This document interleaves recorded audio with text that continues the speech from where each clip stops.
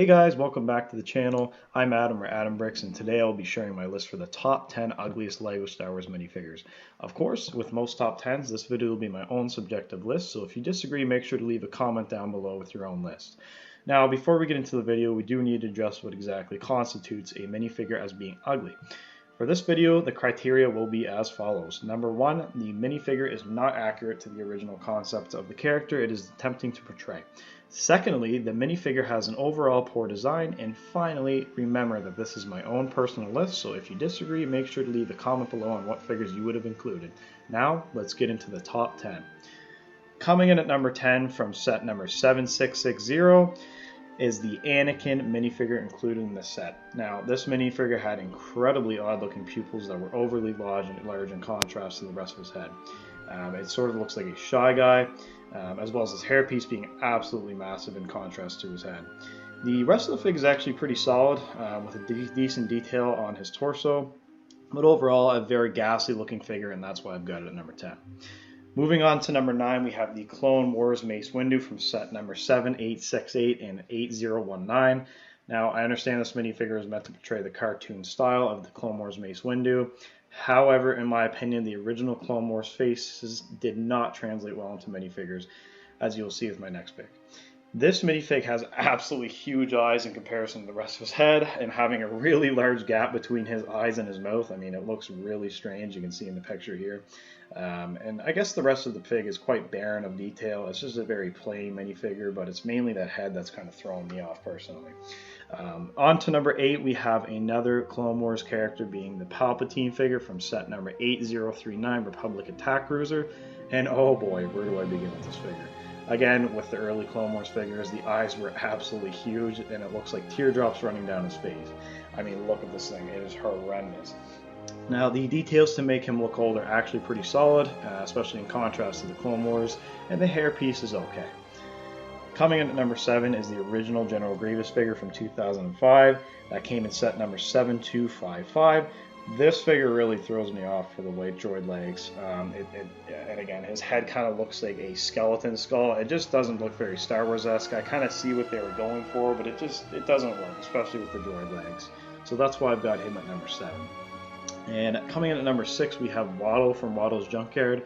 What the hell is this thing? It is absolutely foul, with the entire figure being light blue and no alternate coloring like in the films.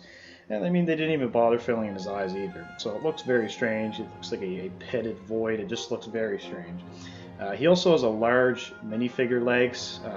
This is not accurate to the movies. He's very short in the movies. I don't know how they did this as such a beloved character, to be honest. Now, number 5 goes to the brown Ewok from set number 7139. I mean, this thing looks like a piece of Easter egg chocolate that's beginning to melt. I mean, where do I begin with this guy? The same issue with Waldo appears here. They printed the entire mold for this figure in one color and didn't bother putting in the details with the accurate colors. Very strange looking minifigure, and that's why he goes at number 5 for me. Coming in at number 4, we have the original Soba figure from set number 7171. And this character's a mess. It's just a mold pin and a double-studded piece. This figure shares the exact same issue that I mentioned in the last 2 figures, in that it was created with just one simple mold and they didn't fill in the colored details like his eyes or his hands or anything else like that, or his torso. Now, this fig was released in 1999, to be fair. However, there's plenty more detailed figures around at the time, so I don't really think there's an excuse for it. Just a very lazy mold on LEGO's behalf, in my opinion. Now, for the bronze medal for the ugliest LEGO Star Wars minifigure, we have the original Mr Beetle mold from Waldo's Junkyard, as shown in the picture. And oh man, did they do this guy dirty. This is one of the poorest molds I've ever seen. It looks like a flamingo on studs that's an odd cream color. It just does not work for LEGO. It just looks like a regular toy, not LEGO at all. Again, same kind of issue with the Soba figure, just very, very odd looking. For the second place in the silver medal, we have Mr Beetle in his droid parts form.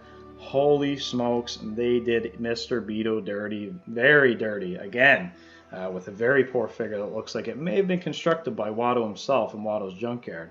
Now, this figure actually has pretty cool head mold, but besides that, it looks like some sort of SCP creature that escaped Mos Eisley.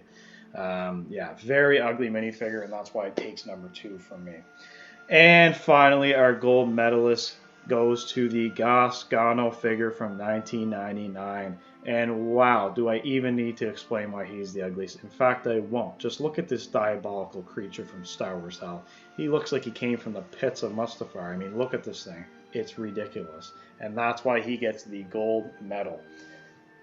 So again, guys, thanks for watching. That wraps up the top 10 ugliest LEGO Star Wars minifigures. To close, I have a photo of the 3 finalists together on a podium, as you can see in this picture. I hope you enjoyed the video, and let me know what your top 10 ugliest LEGO minifigures would be in the comments below. And definitely consider subscribing if you haven't already. Have a good day, and we'll see you in the next one.